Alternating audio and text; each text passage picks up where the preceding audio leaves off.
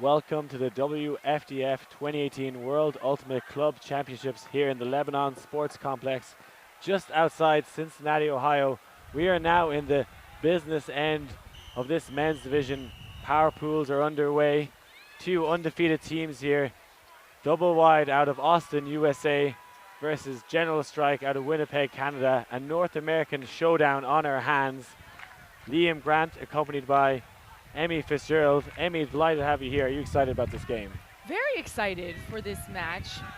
Two programs who have been around for a while. They have also done well so far in this Power Pool Men's J. Earlier today, Canada General Strike defeated Great Britain Chevron Action Flash 15-8, while Doublewide beat Juggernaut out of Australia 15-3. So both teams with pretty wide margins so far in their other games going into this. And Doublewide, of course, got second at the U.S. Club Championships, the highest they've finished at Nationals since winning the title in 2012. And Winnipeg General Strike, the hometown of Canadian hero Mark Lloyd, who is actually out today with an injury. Yeah, I saw a picture of his ankle, which Ian Toner showed me last night, which resembled a beach ball.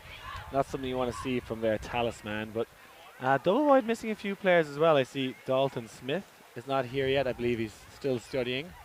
A lot of commitment to his schoolwork. Also, Kai Marshall just here in support, not cleated up at all.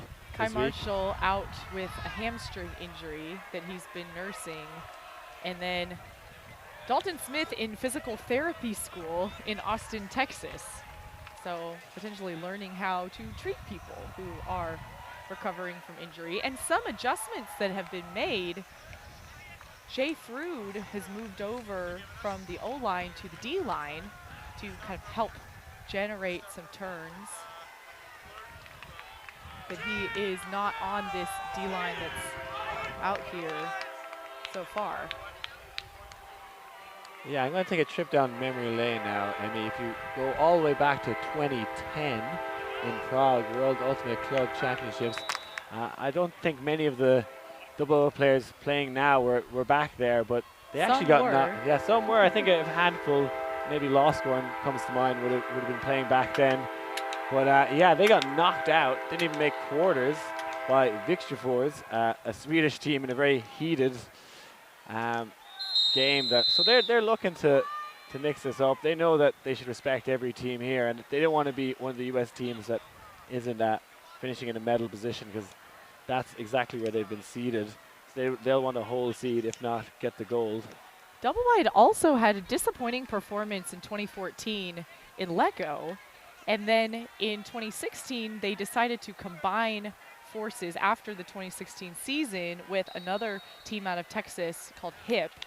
That was led by Matt Bennett, who you can see is number 5 there on the line. They combined with Doublewide to go to play the series this past year and ended up losing to Revolver in the finals. But they said their sights have always, when they did the merger, their sights have been set on this tournament to play at their best here. Right, you are. I mean, yeah, looking to right some wrongs of the past. This Doublewide team, as you said, gaining strength from hip players like Matthew Bennett, Michael Mathis, combining forces to be the big, strong team out of the South in the U.S. And this first pull goes up. Winnipeg on offense.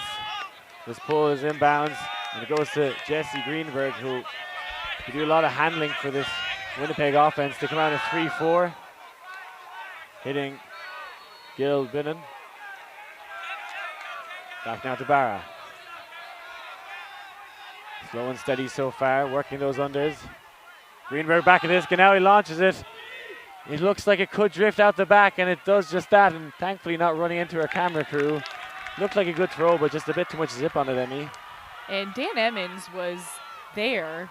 He's a specialist to get those blocks in the air, but any jump that someone would have made would be completely unnecessary since that disc was sailing out the back of the end zone. Ethan Duncan trying to run that one down. Two big boys there. Both wearing caps, trying to shelter from the sun. An early chance to break here for a double wide. Michael Mattis now with Bennett, the hip connection. Shoots across field. Bennett, a very fun player to watch, has the sleeves rolled up. Guns on display. Just working through the handlers now. Double wide, they want to keep possession. This is an early chance to break. They want to capitalize, get momentum going their way. Larberg. Emmons in the middle. All 6'4" of him. It's a very tall matchup both ways with Duncan and Emmons. Oh, and that is a dangerous pass from Emmons. I heard he does a bit of MMA as well. That's that word on the grapevine. Definitely wouldn't want to bump into him down a dark alley. As they play some great D-line offense here, double wide. Very patient, using the whole width of the field as it's thrown across there. Mathis. Oh, and that one beautifully out of the space. Has time to milk it and jams it in. That's a break for a double wide. They take the early lead. Double wide starts strong with a good D-line. That's Kaplan Maurer. He's a student at the University of Arkansas. Had all regional honors this year for his college career. And what a great leading pass to Michael Mathis. He can run onto it and then just dish it over for that quick goal. Great work in the backfield from the two handlers there. Stretching them like a slinky. Go to one corner, can't get it in, and quickly shift the defense around, leaving them in 6s and 7s, and get their first break. Matt Bennett is so good at that, since he's known for a lot of really crafty throws. He's not the tallest player on the field, but that compactness that he has really allows him to move a lot. And he credits that agility with being in college and actually in high school. Nobody knew what they were doing, so he could experiment a lot. When you experiment a lot, you're able to try out new throws, new looks that could work later on. Chase Cunningham with the pull. Left-handed player cuts that one into the wind. Now with Greenberg again. A man who's played in many different areas. Also picked up at Isnogood before. And they tried the deep shot again, and I'm not sure if this one is going to work out as well. Struggling to keep this in bounds at the moment, Strike. It's a difficult throw given the windy conditions, but then even downfield, you had Jay Frood as one of the deep defenders who is also very good in the air, another left-handed player on this double-wide team, as is Ryan Purcell on the disc. Yeah, Purcell, one of the members of the WFDF Athletes Commission, going for re-election. Done a great job so far. Frood now. Frood didn't have the greatest final at USA Nationals this year. I'd heard a lot about him, seen a bit of him in the ADL. I was expecting big things. This disc also sailing out of bounds, maybe thinking they're still on an ADL field, some of these players, because they're struggling to get within the boundaries. And yeah, Frood, I had high expectations and just crumbled in that final, unfortunately, but he's going to come back with a vengeance, a player we're going to hear a lot more of in the future. Still a big career ahead of him. Greenberg struggling to get hold of this O-line. Needs someone to take account of what they're doing. Again, no Mark Lloyd, which is a big loss. But the players we're talking about, even though Mark Lloyd isn't here, he's helped build a system and train so many of these players. He's kind of the father or grandfather of this Winnipeg community that's largely isolated from other large ultimate cities. Yeah, I'm very proud that all of these players are actually born in Winnipeg. And no pickups anyone from anywhere else in the world. And a very low hawk. This one, again, just a little too low. He got a good connection out of his hands and zipping through the air, but gave Matthew Ladyman no chance, really. And that was one thing that Lloyd was telling us about before the game is working within these windy conditions, being able to adjust depending on the direction of the wind, the huck release points, and then being able to run upon it properly. Oh, as you see a little possible bump on the mark, ending up on the ground anyway.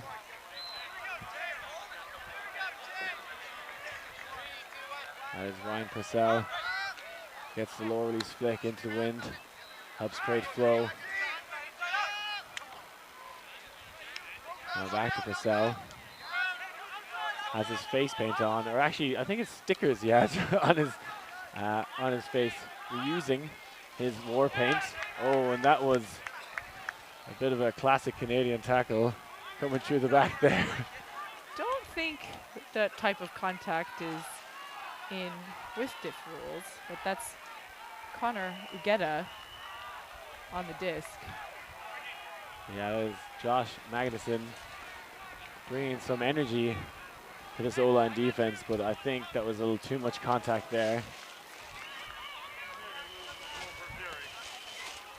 Yeah, looked like he might have an angled attack to this, but the double wide player did well to kind of step across and cut off that angle. So you can see why he committed to that bid. You could see the disc. He's like, I can get there first, but then the double wide player just stepped across to try and take that bid away. And these lads aren't afraid of a bit of rough and tumble. No. Oh, and that's a dangerous pass, but it's going to work out well. Really good spin from Purcell to catch it. Oh, yeah, they're doing very well to throw leading passes into a crosswind like this. Frood now, oh, shoots the end zone. That's a great goal. Getting an assist, Jay Frood. Matt Armour with the catch. Jay Frood has that lefty flick that's able to cut through the wind, but it's set up by those effective handler cuts. You can see the combination of Cunningham and Purcell, and then Frood, 3 lefties on the field. Frood kind of in that cutter handler space, but largely Purcell and Cunningham back, forces the teams to mark a little bit differently because the release points are in different places, and that causes challenges for opponents. Sometimes the players who are on these double wide teams who have had to play against those guys in other scenarios. Yeah, I think it was really Chase Cunningham there who carved open the offense and gave Frood the open shot to the break side. A player I got to watch at under 23s in London a couple of years back, 2015, and was exceptional then. Interesting to see how much he's grown as a player. And yeah, I think when you have 3 left-handed players like that, I'd change the force up. I'd force the rest of the right-handed players to throw backhands, and those creative left-handed throwers onto the flick side, just because they're probably less used to it and have those inside backhands down to a T. Catching up. Oh, and another deep shot coming, and again, trailing out of bounds. You're not going to win a game throwing it out of bounds. And General Strike looking to convert in that favorable field position, but it is difficult. I mean, you have to be able to convert, since this double wide D line has proven pretty strong so far, getting the break and the first point of the game. Looking for 3 breaks on the bounce now. Bennett. I don't think we've seen any of the double wide O-line players yet. No one crossing over, or perhaps, oh! And Bennett gets Deed Winnipeg with their first shot, and they get it back, and it's a goal. A quick shot to Stephen Brown gets them on the scoreboard. Stephen Brown with really good heads up play there. A little bit of a miscue between Larberg and Bennett. And actually that's Cam Burden who was there to kind of swat through that. Cam, living in Montreal from Winnipeg, competed at Beach Worlds there in Royan, and actually was the 4th highest scorer with 29 goals in the entire tournament in the mixed division. Yeah, I remember watching him in that mixed final. He was fantastic. Very athletic player, really suited to Beach Ultimate, I think. and maybe a little notorious in North American Ultimate. I believe he is banned from playing for another month or so. He missed the first day of play at WUCC and has a suspension in Canada Ultimate and USA Ultimate for a scuffle that happened in a tournament at US Regionals, I believe, this past fall. However, only a one-day suspension here at WUCC.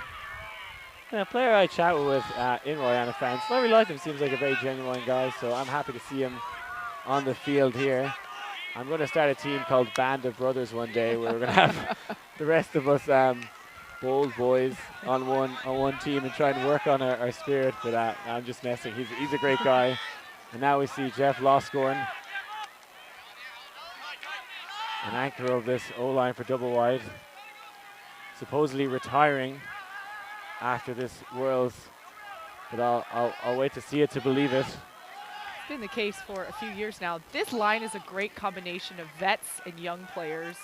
You have Kurt Gibson and then Henry Ferruda. Oh, and a great goal. Kurt Gibson doing what he does best, playing that mid-roll, gets the assist. Kevin Richardson, another veteran. He was the defensive MVP in 2012 when Doublewide won US Nationals. He knows exactly where to go, and he has a captain of an offense in Kurt Gibson to hand him the disc. The score now, 2-1, Doublewide take the lead back.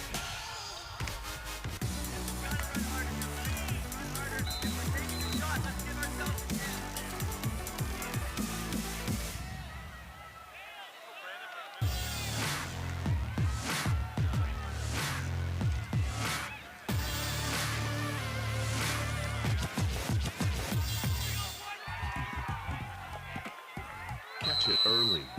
Help us teach kids about cancer symptoms through Ultimate Frisbee clinics. Join us and speak up.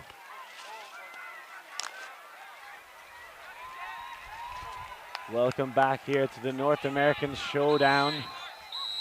Doublewide looking to get another break as they have this early lead. Winnipeg trying to steady that ship. Their offense struggling to throw hucks and bounds currently. Other than that, doing quite well. Greenberg. Looks like we see a double-wide zone. A bit of a 3-3-1 with the person in the middle pushing quite up. Doublewide was at the Pro Elite Challenge 2 weeks ago and didn't have the finish that they would have wanted, but they practiced this zone a lot. Their players spread out across Texas. They kind of used that as a training opportunity. Bennett caught out there. Now getting some joy up this near sideline. And a shot to the end zone, great goal.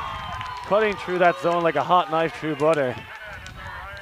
Daniel Plord is there for that continuation and really able to cut through the zone to get into the near sideline. Upfield, Jay Fruit is closing in, but Plord, anticipating where the disc is going to be, is there. Yeah, Bennett perhaps a little caught out there. And I love this throw from Scott Jones. A lot of people throw the backhand there. Be like, no, I'll throw the leading flick. That's the one I prefer. It's nice and flat. That would be a tough throw, a backhand to throw flat and get there accurately. Yeah, I think the way he threw that, the wind was always helping it along. Staying at chest height, he wasn't able to air that one out at all. Had to get there fast. And I don't think that zone was that effective. Maybe need to practice a little more. Well, Matt Bennett wasn't there at the Pro Elite Challenge, so he actually was not present to be able to practice it. But there's some discussion on the sideline with Coach Jose Cespedes. Those two are great friends, what they're able to do. And it's kind of tale of two geographic areas, Doublewide from all across Texas, whereas General Strike from strictly Winnipeg. That one taking a sensational flight path as we see offside call. That was an amazing pull. Doublewide calling it quite late as well, allowing the Winnipeg players to rush down, and then they send them on their way back not a fun walk to do after you just sprinted down the field. And then you get to sprint again with that repull. But the game advisors will signal if they see an offsides, but the onus is on the other team to see that from the game advisor, and then they have to make the call, which is why there might be some delay from the offense. Yeah, it's very important to stay onside the second time, because if there's 2 offsides in a row, you actually get to take it from the halfway line. That is the WFTF rules. A lot of debate on whether that kind of punishment should be there. Obviously, in the spirit of the game is all about, you know, playing fair. We don't want to punish anyone really for making a bad call, thinking that everyone is playing with good spirit. Ross scoring another left-handed player on this team, getting high in the stall count, fakes the big huck. Malachek. Out to Law scoring, 2 veterans. Carter. Kevin Richardson again. Picking the stack. There's a big bunch of men there in the middle of the field. I don't know what they're doing, having a conversation, but they're way too close to each other. Not quite in the vertical line that is in a traditional vert stack. And that's a blob stack is what they call that. Malachek now. Not finding anyone really downfield. Gibson now has a man flying across him and puts one up into space. This is going to be a sky ball. Looks like Law scoring his best position. Believes it for Richardson. That's the 2nd goal of the game. Kevin Richardson with a great snag out of the sky. The veteran player still has his hops, joining only for WUCC, but plenty of years on Doublewide. Gibson knows he's got a great receiver headed to the end zone. Look at that vertical. I thought it was Law scoring going to go up initially, but I think he got the call from Richardson. Maybe had a better angle of attack, being able to read a little better. We'll just trust Kurt and say that that's exactly what he was trying to do. We've heard a lot of acronym GOAT used around the World Cup with Messi and Ronaldo, but I've also heard about this guy in the world of Ultimate, greatest of all time. Kurt certainly deserves to be in that conversation.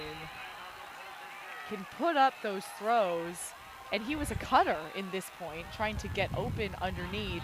So there, he was able to get into power position, and Richardson was actually back handling, went in for the score. Yeah, the man can do no wrong. Greenberg now. Lateral cuts. Coming from the Winnipeg horizontal stack. Usually doing one lateral cut, then looking to go deep, and this is what happens now.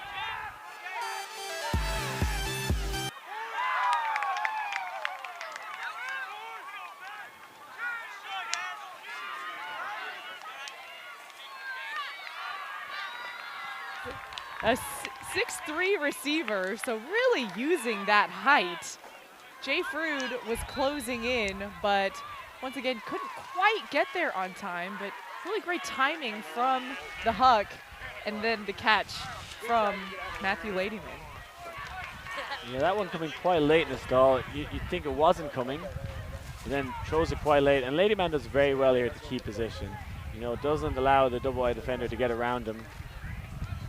And that's why he caught it. Maybe not something you want to do all the time, have your receiver have to box out and compete in the air, but look, he trusted Ladyman and he delivered when asked. Both players going up, but Ladyman with the better positioning. And he had that spacing too, that Frood not only had to catch up and then try and go for it, but Ladyman in place to get his first goal so far of the game. This will be a first time for a lot of players competing at the World Ultimate Club Championships on this Winnipeg roster, but a few of them playing for the junior setups, a lot playing for the under-23s in London a few years ago, and also the under-24 team in Perth earlier this year. Yeah, Ladyman was there. I believe I've seen his brother play in the similar setup before. Law score now downfield. The big frame of Ethan Pollack grinding out and under. And now the disc goes up to Law score, and looks like he's going to be able to run this one down. Oh, Oh, possibly looking at the end zone line and not at the disc. He has a little giggle there as he's running back. He knows he made a bit of a boo-boo there. Loscorn too aware, trying to stay inbounds, but couldn't catch it. But who knows, maybe even if he caught it, he would not have been inbounds. That's what he'll tell his friends anyway. As Winnipeg now with their first chance to break.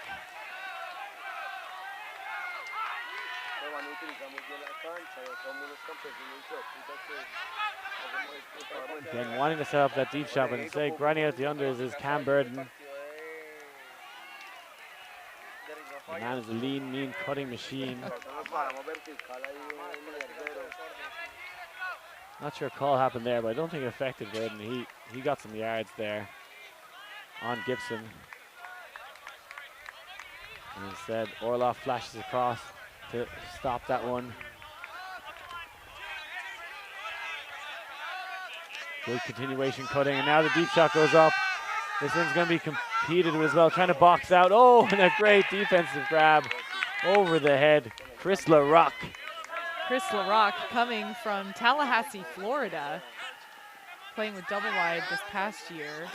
One of his college teammates, Jason Holleran, living in Austin, went to Florida State. They're happy to play together. Yeah, part of that Florida State team had a good run at Nationals in 2015. And now living in Colorado, I believe, and flying in to play with Doublewide along with the Roughnecks. I think he lives about 10 minutes away from where Bravo Train and Loscorn throwing this one deep. Maybe a better position for him as he puts that one on a platter. Great goal. Chris LaRock with the bookends. So the last goal attempt, it was LaRock throwing to Loscorn. That went out of bounds. This time, it's LaRock catching it. Loscorn with the put. You've seen that so many times, just with varying receivers. Just perfect spacing to chase that down. Yeah, big point for LaRock. As you see him here, getting in good position, coming around the back and bodying him out and timing his jump incredibly well. Fingertips ahead of Alan Scarth, who got asked a lot of there to try and compete with him in the air, and Loscorn, that's what he does best.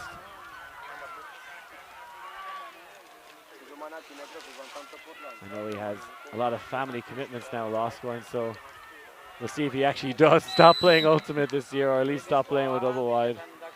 I think it's part of his nature, his blood, something very difficult to walk away from. Well, and his children's blood too. His wife Shelby, a longtime standout on Texas Showdown, who retired a few years ago. Yeah, part of that USA mixed team that won gold in London. Got to play against them. Ireland go doing that. It's a dirty foot block that somehow ends up in the hands of Scott Jones. Wow, you could hear the clang of that one. Ben all the way up Lewis, here. in a little bit of disbelief, now he's having to guard the one-on-one. Oh, and a great goal. Matthew Ladyman again, showing his prowess in the air. Incredible. Ben Lewis gets the foot block, but the angle that it deflects is enough to keep it alive. Ladyman, though, wasting no time, shoots to the end zone, and we've seen how deadly he is in the air. Yeah, lucky to get away with that one after that big dirty foot block. Resonating through the stands, the sound of it alone, but somehow it just ended up in the hands of Scott Jones in the right place at the right time. Kind of like when you play the MAC game to just kind of keep it going. It was somehow a foot block macked back. Take a look at that in slow motion. Whoa. Incredible foot block. You see that was a hook going downfield, but ends up in the undercut of Scott Jones. And a nice flick as they stretch the field. Ladyman just does so well to hold position, which prevents the Doublewide players really getting a good play on the disc. Ladyman from the SGR high school that has had a lot of success so far in Winnipeg. Great program. And you know, General Strike suffered a little earlier from not gauging their hucks in this win, but have started to find the range, and you can see the offense they're trying to play.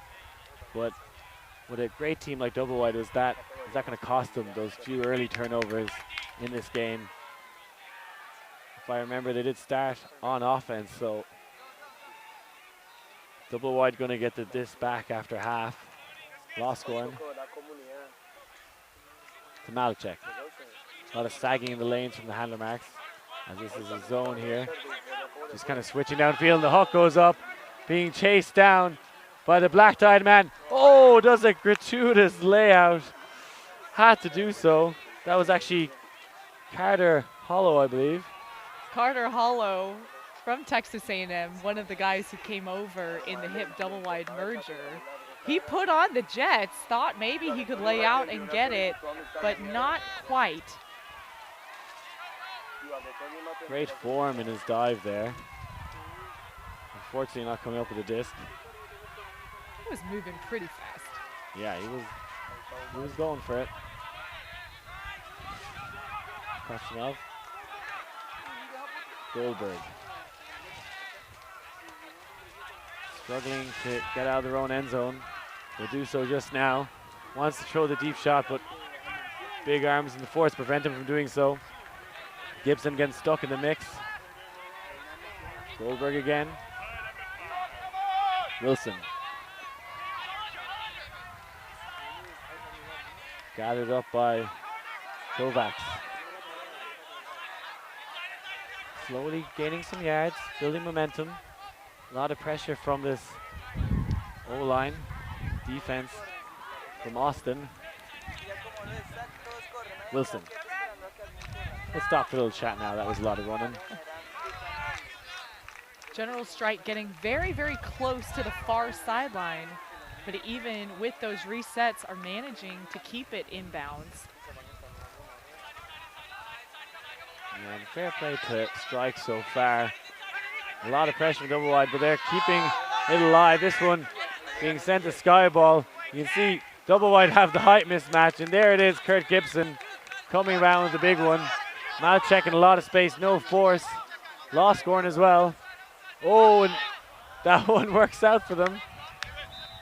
Karma paying back the Doublewide hard work.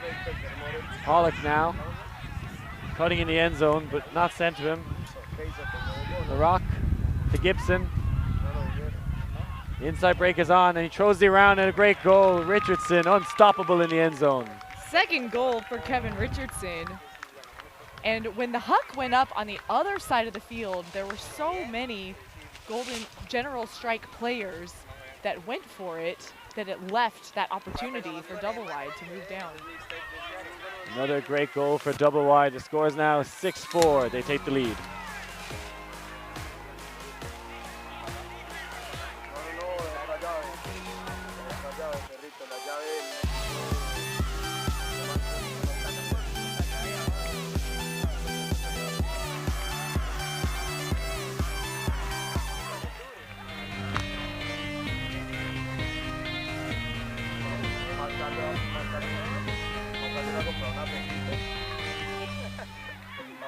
If you want to be a high performer, eat like one. Start with a balanced diet and drink plenty of water. Good nutrition is one of the best ways to boost your mental and your physical health.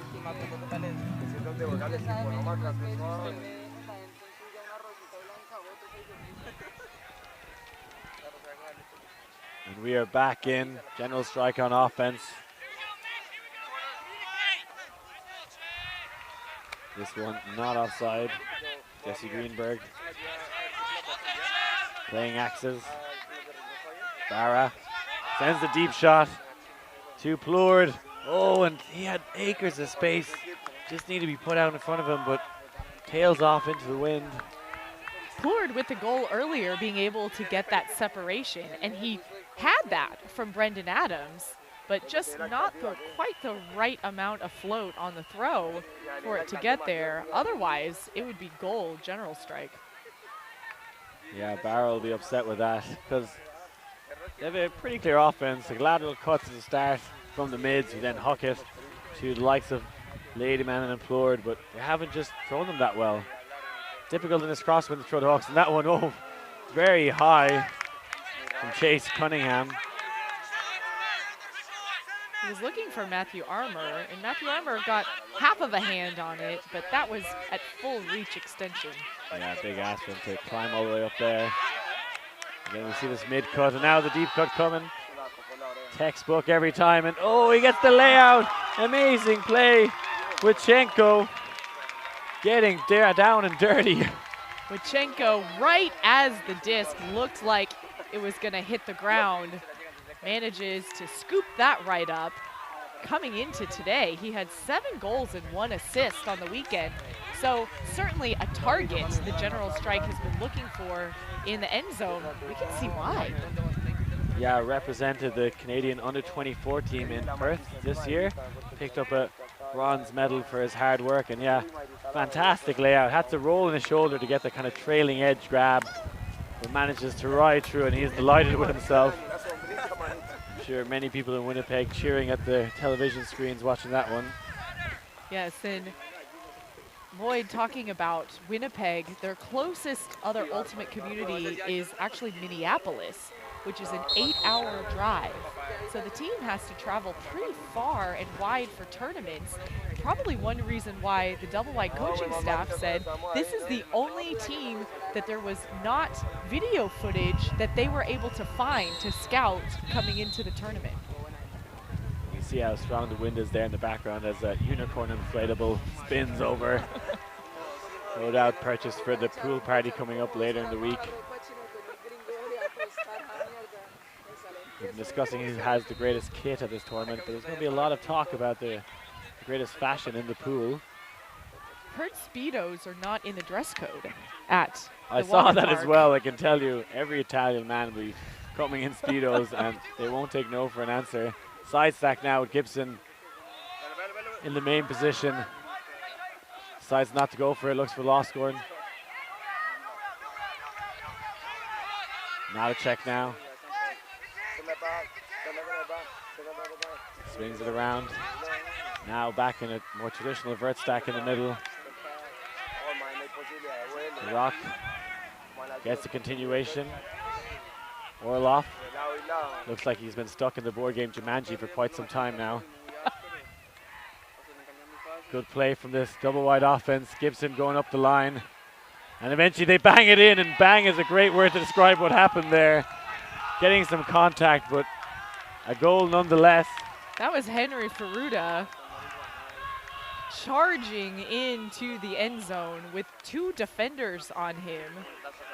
The University of Texas tough product. That little dish there, but maintains possession through the contact from Burden. Yeah, and if I was playing Gaelic football, I'd call that a fair shoulder, because that's very much in the rules of Gaelic football. However, the rules of Ultimate do not suggest you do such things. You can see you could see the play coming. He wanted to make a bid. I actually think he kind of half pulls out, but his momentum carries him into the player, and I think he apologizes straight away. Yeah, I think he's immediately going over to say, "Look, I'm sorry. I thought I could make a play in that." He kind of pulled out, but his momentum carried him in. Ferruda seemed to get up pretty easily. See Yassine Barra there, a writer for Skyd magazine. And he found Ultimate in 2003 at the end of his collegiate basketball career. That's a similar path, including some players on Doublewide, like Dan Emmons, played basketball at University of North Texas and then switched over to Ultimate.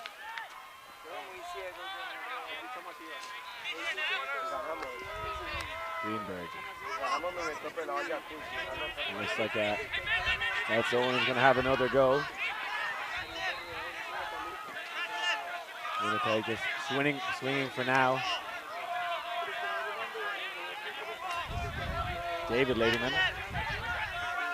Oh. Threads it through the eye of the needle. Now have some space. Zone not working out so far for the double wide team as that one gets shot into Gil Vinnan. And Gil Vinnan really really strong player. He's an autism tutor as his profession. And we asked what should we look out for? Speedy cuts. And Benoon certainly delivering that speedy cut to get that same third of the field look for the goal. There's been a lovely pace this game so far. I covered a bad skid game earlier versus Colombian side Euphoria, and there was a lot of calls, a lot of stoppages, but this one has a nice tempo. I don't think there's been a timeout called yet either. Both teams happy just to get on with it. I said no one really going on a run just yet. Just that first actual run of breaks for Doublewide, the first two, separates the teams. Now the opportunity to score to take half, and you feel if Winnipeg want to get back in this one, now would be a good time. This would be the good time to get back one of those breaks that they gave up earlier in the game. This Doublewide O-line, though, being able to stay consistent even if they have a turnover early. Lost one. Not much cuts downfield, has to keep it with Malachek. I'm seeing this over-under look with the cutter defense from General Strike. I think that's a good call. It definitely startled them at the initial part of this point. Now to Pollack, who is using his big lanky arms to gather up that one. Malachek, a bit more space for cutters now. Richardson getting higher in the stall count, but gets that break off. He's looking for it, and Gibson had to deal with the sideline and the catch at the same time, was unable to do so. This is that break opportunity for General Strike to tie it up. Looks like a call in the field, and it's going to be uncontested. So looks like Burden would prefer to have the disc where he is at stall 1. Good matchup here, Burden versus Gibson. Kurt will be keen to get this one back. Two very competitive players. And their first timeout of the game. And a good call by General Strike. They want to rest themselves knowing how big this point will be. They have their disc in hands. They want to tie this one up. General Strike named for the labor strike that happened in Winnipeg in 1919. There were some casualties, and it was a big part of the history of Winnipeg and Manitoba. So you'll see in the logo on their jerseys and the caps that they're wearing, it has 1919 listed there. So it's 99 years ago. So we asked, well, will you be doing something to commemorate or remember, really, the 100-year anniversary of the General Strike? And they said, we haven't decided yet what we're going to do, but we have to do something. And I like the symbolism of that too, this labor strike. That means really hard-fought, gritty work that we've seen from them so far today. They get broken, but then they come back, they get the turn, and call this timeout to go into that break positioning. Coming out in a horizontal stack. Lost one kind of peeling off the back here, but Doublewide trying to protect that end zone. Let's see if they have a set play here. Burden on disc. Gets the big swing around, but to the more difficult sideline. Wind blowing away from the camera. Oh, and that one into space as people collide. Loscorn comes up with it. Few yards away from taking half. Gibson now. Looks like there's a foul as he tries to pivot around. If Doublewide can score here, they'll take it to half. So this is a very important conversion for them. Yeah, flawless offense so far, yet to be broken. Working in the handlers here. Gibson quite isolated now, but Malachek comes back. Owen thinks about the scuba, but instead resets it. Richardson, who's been everywhere this game, throws the inside break to Losgore and gets the bookends. Happy with that one. Fans himself. You can say he's hot, figuratively and literally. He's so hot right now with the man bun peeking out of his cap. Looks for that inside to Jeff Losgore for Doublewide to take half.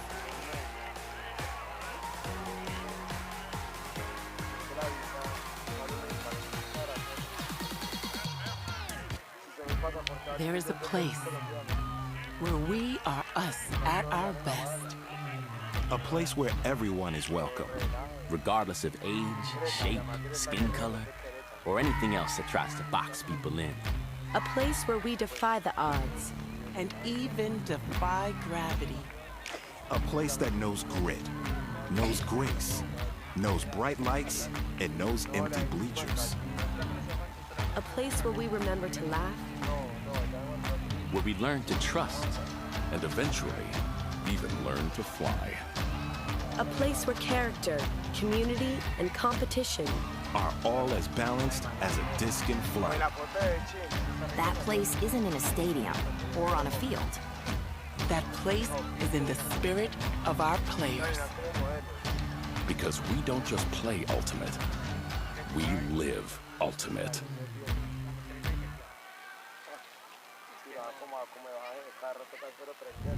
Welcome back to the WFDF World Ultimate Club Championships here in Lebanon, Ohio. The men in red, Doublewide, now in the lead, 8-6. As we're in halftime, they seek shade from the hot Ohio sun as we see some of the plays of the first half. Doublewide getting a quick break right away to start the game. However, General Strike capitalizing on every opportunity possible. Sometimes that's really close to the end zone with the pass. Others, it's the longer look. Daniel Plord having really good positioning. Been a great game so far. Stay tuned for some more great ultimate as we see here.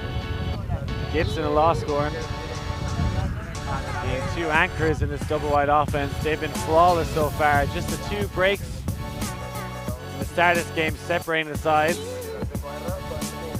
Have an exciting second half ahead in this power play pool and the World Ultimate Club Championships. Both teams not losing a game so far. Let's see who can come out with the win. Join us for the second half shortly.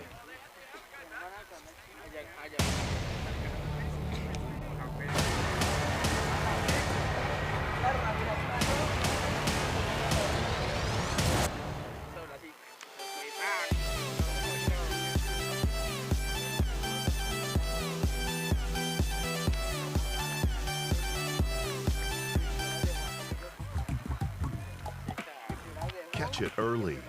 Help us teach kids about cancer symptoms through Ultimate Frisbee clinics. Join us and speak up.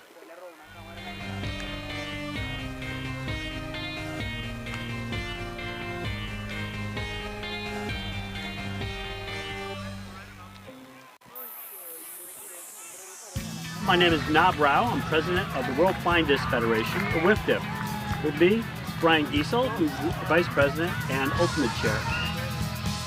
Luke and Reiner with me, and guys, those are some wacky shirts. So why are you here?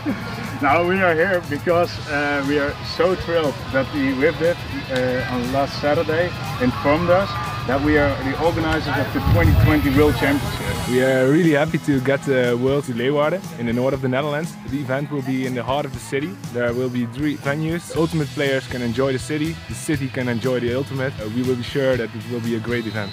And I've had the pleasure of being over. I came over for a site visit. And I think it's a fantastic facility. I've been to a lot of Worlds. Great fields, great hotels and everything, but the one thing that also really stood out for me was your party venue. You've got a huge theater in the middle of it, and I don't know how many rooms you're going to have going for that, but it sounds like you're going to have a great social atmosphere. what impressed you the most about the venue here, the opening ceremony, and what's going on in terms of the tournament organization itself? Being here in Ohio gives us a lot of lessons. We can talk to a lot of people. We talk to merchandisers, we talk to event organizers, and we talk to the players, to the teams. We're thrilled to see 3,000 people playing Ultimate. We see what they like, what they don't like. We can learn a lot from the Ultimate community. They're so friendly to each other, and we are so looking forward to have this event in the Netherlands. I look forward to staying in a houseboat, and it'll be a lot of fun. Excited to have you guys be our partners for this, and so we look forward to seeing everyone in 2020 in the Netherlands. See you in 2020. All right, guys. Thanks. Thank you. Right. Thank you. Thank you, bye. See you in Leeuwarden in 2020. Welcome back to Lebanon, Ohio. Austin in the lead so far in this tough game in power pools. Lead the game 8-6. Emmy, what are your thoughts in the first half? There have been some really great connections on both sides of the field. Kurt Gibson and Kevin Richardson had 3 goals where it was Kurt to Kevin each time. And that's certainly contributing to their success. And then on the General Strike side, Matthew Ladyman with 2 goals at very crucial moments, but you can see the goals are kind of spread out across the board. The team looking to rely on that full team defense, finding some success in the deep space, also exploiting that double wide zone that they threw earlier. Yeah, I haven't had much trouble with zone offense. Having to compete a lot in the air with likes of Ladyman having a sky for goals. We saw Winchenko, I believe, having to lay out as well. So not many people would choose to throw deep against this double wide roster. Debatably the most athletic roster in the men's division. Often known for their athleticism, maybe not as good as the other US teams just in terms of small ball and throwing, but they definitely step it up when it comes to big plays. But yeah, the Canadians have managed to come down with them a lot of the time if they got the right position. They really have, and Doublewide is known for their system. They throw a lot of deep balls. They have a lot of big athletes. A lot of that stems from the Texas college programs they come from. Some of these players from other universities, but mostly out of the University of Texas and Texas A&M. Combining it together, but with all of that athleticism, only a 2-goal lead in this first half. And even at the beginning of pool play, they were winning their games, but a lot were 15-10, 15-8, 15-11. This morning, they came out and won 15-3, so put it away a little bit more handily, but showing it is possible to score against their defense, something that General Strike is doing. To be honest, I think General Strike maybe had a little easier group than others. That group H, second seed I believe was Flying Angels Bern from Switzerland. And if we look at other second seeds like Bologna, etc., they probably got one of the easier European teams. And again, Juggernaut not as strong as they have been in other years, but were able to get through that group. And I think they got a better score because they're actually playing a weaker team than they played. And they still, regardless of their pool, they still have to take care of business. Yes. It's easy to come in overconfident and then drop some games. General Strike not doing that to get here. Gibson. And looks like a little junk look from General Strike out of half. Getting some space now with Richardson in the middle. Now transitioning to a match defense. Gibson, finds the space. Orloff hitting Gibson up the line, a quick continuation. That was a little too easy. Smashes that disc into the turf. Delighted with themselves. Chris LaRocque on fire. LaRocque having a great game, but that slide from Rory Orloff and then getting up to be able to really see looking up the field. He has played 10 years on double wide. He's actually from Huntington Beach, California, but does live in Austin and has played with Doublewide through many, many national and international appearances. And you can see that kind of veteran moves when he's out there. Yeah, interesting to see if he still bleeds black. Would have played in the University of Santa Barbara. Black Tide alum. A famous college program. And yeah, I heard they've made a new Jumanji film. Did you get to see that one, Emmy?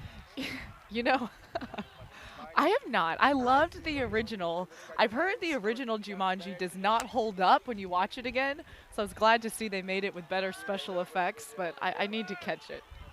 Yeah, it's definitely one of those movies that stays in our hearts. I think it was the first film I ever had on VHS video. I think we had 3 in my house growing up, and that was one of them, so watched it lots of times, have fond memories, but yeah, maybe better off not looking at that one again. Let's keep it in our memory bank. And there we see the hook goes up. Crossfield, this one looks beautiful and well gathered under pressure. Scott Jones for the goal. Scott Jones has had 2 assists so far in this game. This is the first time he's been on the receiving end. He has a really strong defender in Chris Larberg, but Jones is able to get that spacing early, and that's been the story with the success of the General Strike Hucks. If they can get that separation, then it's really hard for Doublewide to catch up to it, but then the throw needs to be well executed as well. Yeah, Barra had a wayward one earlier, but I think throwing into the upwind side of the field is actually easier. It's going to hang in the space. You can kind of sit it up for your defender, while the last one he threw a flick to the other side of the end zone was always going to get pushed down and away from your receiver. So that one a better choice. Interesting to see that Doublewide actually forced them backhand there. So kind of maybe playing into the hands of Barra, who maybe favors that backhand hook. And that's the risk that you run. Some players just stronger from that backhand huck side.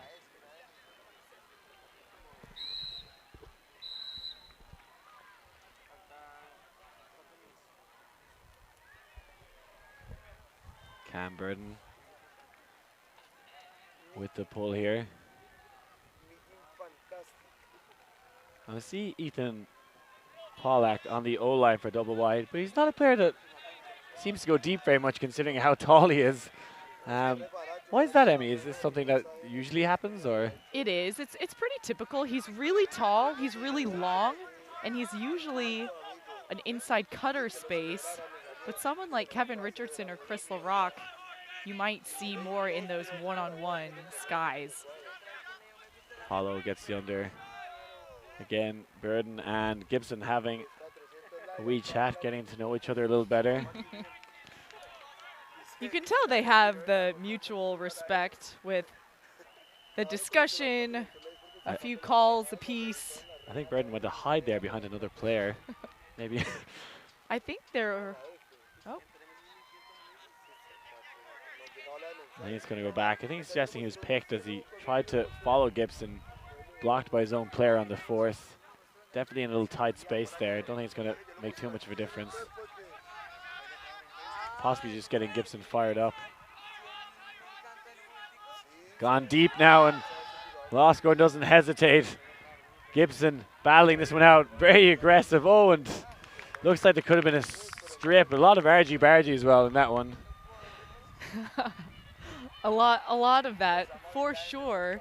And Burden was marking up on Gibson earlier, but he wasn't there, so there was a little bit of a switch coming up. Yeah, Goldberg had to try and muscle him out, but didn't work this time. Pollack trying to get free upfield, and now they're talking again. We heard Kurt Gibson talking on the stream yesterday, one of our player commentators. Now giving some words of wisdom to our game advisor and the General Strike team. And Kurt Gibson lives in Chicago now, but he lived in Texas for many years, first in Dallas, then in Houston, then moved to Colorado, then back to Dallas. So he has played with Doublewide quite a bit, picked up with the team, and has just played for a really long time, so it's great to have his analysis in our commentary booth. Oh, and straight back in. He wastes no time to jam that one into the front of the end zone. Great assist from Gibson. And back over to Chris LaRock. Seems like something we'll hear a lot. Gibson with the assist. And then LaRock with the goal. Yeah, Strike will be disappointed with that. You don't want to give the very first option off a dead disc away. Possibly Goldberg just a little caught out in the force. And Kurt Gibson does a great job with those leading to space type backhands. And he's very tall, too. He was standing next to Kevin Richardson, and Richardson looks really tall out there because he's in the deep space. But he's at least probably 6'2", 6'3", or so. That means he has a lot of length as well on his step out, which makes it very hard to mark up against him. Well, you see Gibson there seeking some shade when possible. Very, very hot today. Several players in the tournament suffering from heat stroke. We had Gigi Morrison on the stream this morning, and on day one she said that she had heat stroke herself and had to sit out some play, and that not so uncommon, particularly for pale Europeans like myself. These Texas players are used to the heat. That doesn't mean it's any easier playing in it, but it is less humid here than it typically is in Austin or Dallas or Houston, Texas. Yeah, maybe just better prepared for dealing with this, know how to hydrate themselves. And this hook goes up. Barra again, the backhand he favors. That's a great shot. Pitch length to Daniel Plourde. Put on a platter for him. Daniel Plourde, again, finding the spacing. And if General Strike can get a step, they will take that off of the hook as they trail Doublewide 10-8.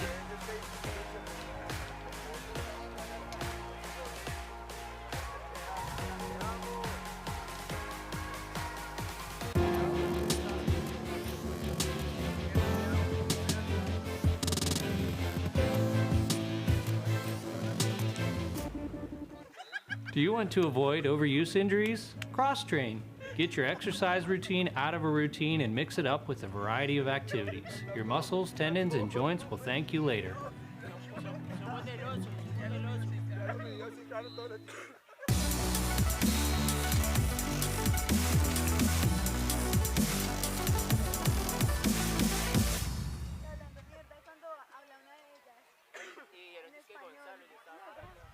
As you see the replay of that last point, Barra getting quite high in the stall count. He throws that pitch length backhand, a beautiful buttery biscuit, and that is a great goal. And again, they should really try and stop his backhand because he's shown it twice now that he can do that. Perhaps maybe a flash into the straight up for a couple counts, or when the count's getting high, would benefit Doublewide. Snyder this time with the pull.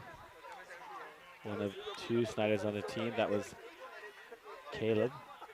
3 sets of brothers on this team. The General Strike team. Yeah, a lot of brotherly love. We see Malachek sending it deep. 2 Doublewide players free, and Kurt gets up high. Oh, and he's, I think, a little annoyed about the contact there. Yeah, we'll see. We'll see that one in the replay again, but a great grab from him. And it looked like Alan Scarth thought maybe he could sneak in and get that block out of nowhere at the last minute. He was on LaRock. Goes to help as Gibson was going, it appears, straight up for the disc. Yeah, Gibson, I don't think too happy about that contact. He was in a great position, and yeah, dangerous bid there. Especially Scarth coming in from behind him. Didn't really have a play on that disc. Yeah, Scarth perhaps a tiny bit reckless there. We're talking about siblings, so there are 3 sets of brothers on the General Strike team. There is a set of brothers on the Doublewide team, Matt Bennett with the disc to pull, and then his brother Mitch.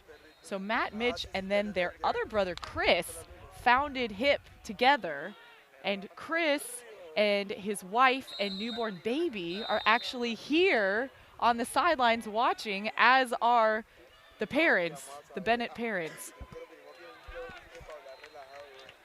Yeah, one of the benefits of having World Ultimate Club Championships in your backyard. When I say backyard, it just means the same nation. Not still quite far away from Austin, but you know, get to have it in your home nation. Don't have to change currencies. No application for visas necessary. Barra again. We'll see if he thinks about the deep shot. Back to Greenberg. It's been quiet so far in the second half. Now we see him launching it. Looks like this one could be on the money again, and who else but Matthew Ladyman with the kick spike and the goal. Matthew Ladyman with his third goal so far of the game, and it's the same story with these deep shots.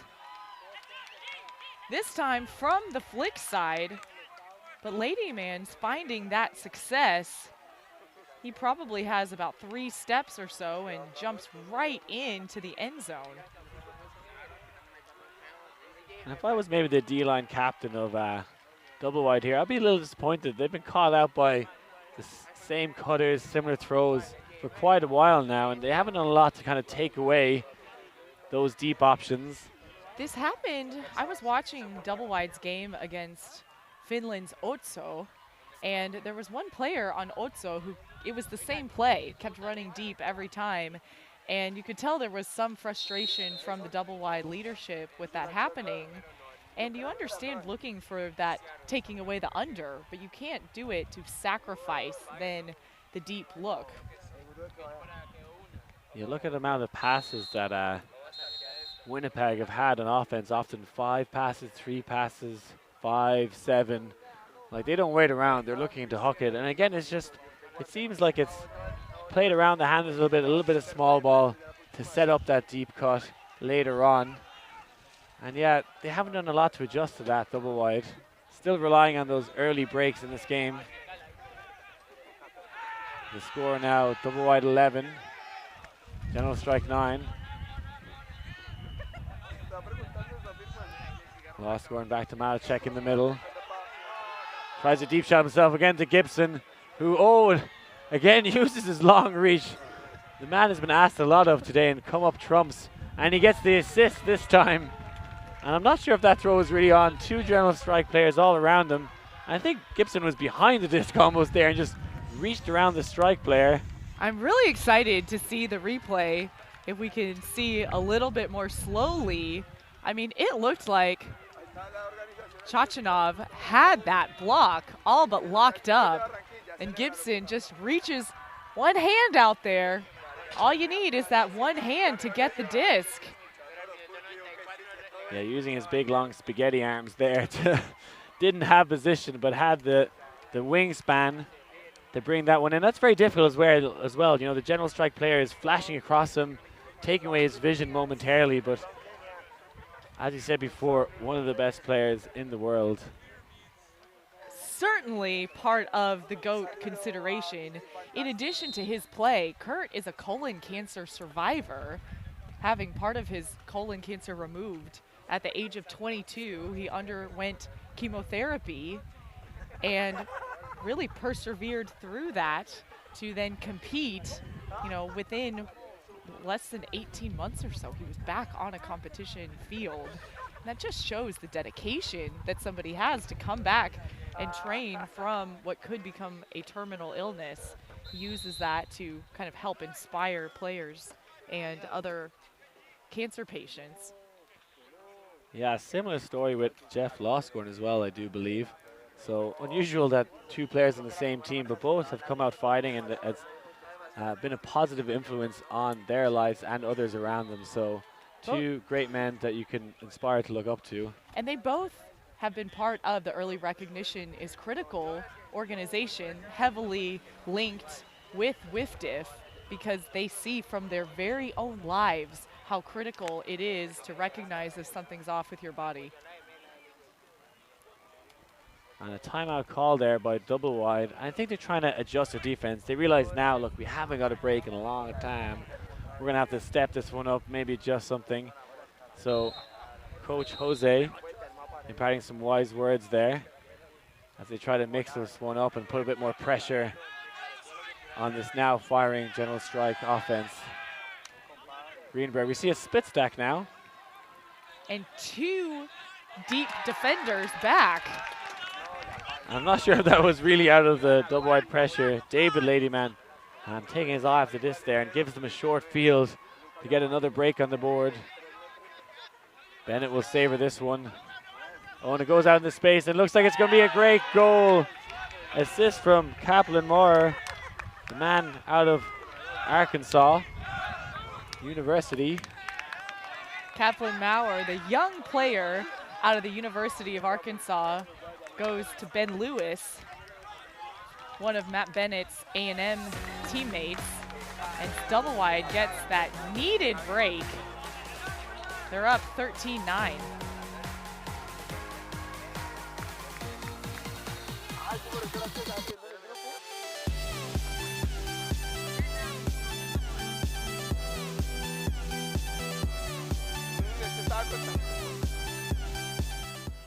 Heat illness strikes kids and adults alike during summer workouts. Watch for muscle cramps, fever, nausea, headache, weakness, or feeling faint. Act fast to get cool and get fluids.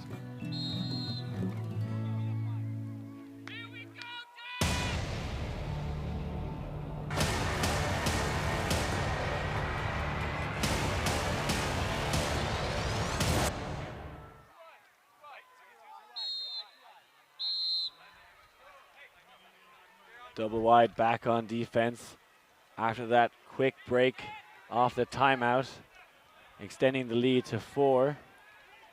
Now just 2 points away from the win.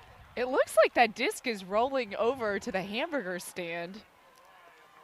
It's going to the tractor and now to what looks like an orange juice stand as well. Really great food selection out here at the Lebanon Sports Complex. Yeah, the disc going for a little tour of the downfield, deciding what lunch options it wants. Plenty on selection here. And I know Cincinnati isn't exactly the easiest place to get to, but once you get here, the facilities have been fantastic, and a big shout out to all the tournament directors, anyone involved in running this event. It's been pitch perfect so far. Really wonderful organizing committee. And now 2 strike players absolutely free, but instead throws it to the game advisor, who chooses not to catch it. A little bit outside the scope of game advisor's duty.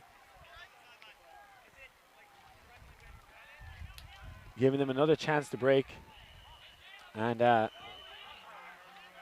this D-line has converted 60% of its possessions, had 5 attempts, converted 3 of them. Looking to step that up maybe with another one here. And Bennett, a player known for his spice and swag, but he's been relatively controlled here. A little bit disappointed in that. Was hoping to see some of his magic he's known for, but he's probably better off playing the great offense he's done and defense so far. Be careful. If he hears you, he might just do it. And oh, looks like a great goal. Unusual pass straight away from Frood, lands at the line and still landing from his jump when he threw that one. And a little bit of spice from Bennett, but that throw definitely on, kind of arching over to the break side. Sometimes Bennett will take a scuba or a hammer to make that pass. This time he elected for a flick. Great ups from Jay Frood to dish it to Emmons. I think that Emmons was open enough that he probably would have caught it, but kudos to Frood for being heads up. You just never know, and the worst thing that could happen is, oh, I thought you were gonna get it in this break situation. Clearly he just wants the stats on the board, you know. They're being counted at this tournament, stealing it from Bennett, gets his 2nd assist. So Jay Frood is a scientist for his job, and he's very analytical through that research and development. So he does look closely at stats, and sometimes that's kind of a joke among players with their plus minus and how many. Does that count for a D? Like the foot block earlier, does that count for a D if the other team caught it? I don't think so, but I think you can give Frood the assist for that play. I think the main thing to note is Frood has 2 assists, Matthew Bennett has 0. A big 0 beside his name. Clearly, Frood is the better thrower and controller of the game. That's what the stats say. So General Strike, though, with 9 points. This is a must-score situation with their offensive possession. Coming into the game, they made some adjustments. Their previous game, the stack was too deep, and that was hurting some of their deep looks. But we've seen some successful deep shots from General Strike so far in this game. Frood goes back out there for another D-line point. A man that made a name for himself at Prairie Fire, I believe, before joining the Doublewide team. And they want to end this here, you know. They want to get 59 on the scoreboard. Looks like Chase Cunningham is going to pull. The wind has been shuffling around all day long. It was blowing the other way this morning. So all teams having to adjust. And you're familiar with this Doublewide team. Is there any significance to the 4 stars on their chest, Emmy, other than fashion? It is a look that they've had for a long time, including, I believe, when they won Nationals in 2012. I think it's an omen to the Texas flag, the 1 star, but we can get that confirmation. Looks like a pick called. I'm not sure if it would affect that play, but it's going back. Frood felt he was tight on Barra. They don't want to keep the disc out of his hands because he's been doing a lot of damage with his throws. Barra with 3 assists so far. Yeah, Frood very close on that one. You see they put him on that matchup to try and keep him off the disc. And there we see it. It gets sent up. I think Cunningham has gotten a great position. Oh, but can't get there. Yet again, Matthew Ladyman. Unstoppable. Yassine Barra with his 4th assist of the game, throwing to none other than Matthew Ladyman with his 4th goal of the game. If it's working, keep doing it. Yeah, Ladyman's footwork definitely not broken as he tears past 2 Doublewide defenders. Delighted with his performance so far as you see him there enjoying himself. But that's what we like to see, people having fun.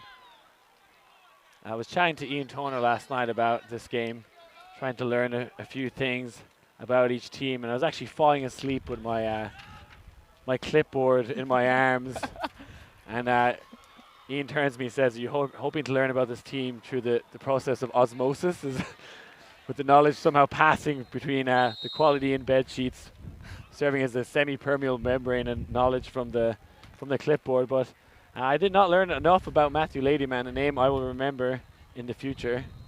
He certainly has been a big factor for this team throughout the tournament, as well as in this game. And I dare say both of these teams are interesting enough not to put anyone to sleep either, but we do have long days here in Lebanon. Plenty of hang on that disc. Looks like it might have touched the line, so it will be bricked. Lost Goran taking this one. And yeah, I don't know if we mentioned enough, but Doublewide have not been broken this game. Their offense has been perfect. They've turned over a couple of times, but they've also fought really hard to get it back. And I think Winnipeg will be slightly disappointed, however way this game ends, that they haven't broken yet in this game. Chris LaRock with that block earlier. And this could be the game-winning goal. Gibson, can he stay in bounds? Oh, that one very close. Looks like it's going to be called a goal. And it is, and that's a great win for Doublewide. They stay undefeated with their unshakable O-line led by Kurt Gibson. Kurt Gibson, his 2nd goal of the game, 4 assists. Definitely welcome addition to this team after a couple-year hiatus. General Strike winning their earlier game in power pool, so they will still advance to pre-quarters, maybe not in as favorable position, but Doublewide will win this 15-10. Some great deep looks from both teams. Kurt Gibson really stepping it up. Yeah, great performance for two teams. General Strike a little slow off the mark. Found themselves 2 point behind. And then again, another little run of breaks towards the end, 2 in a row.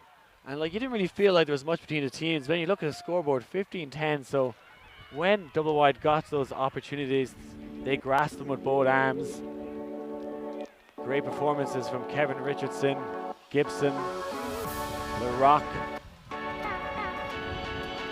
And still a lot to play for Winnipeg.